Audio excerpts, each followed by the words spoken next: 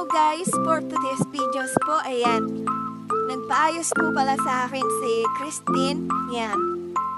So, dahil po dyan, ayan, naging busy po ang lola ninyo. So, yan. Minake-upan ko nga po siya dyan. Tapos, inayusan ko po yung buhok niya. So, yan na nga, naging busy ang lola niyo dahil kasali po siya sa parada kahapon dahil fiesta po dito sa, Barangay Estrella. So, yan guys. So, yan na nga.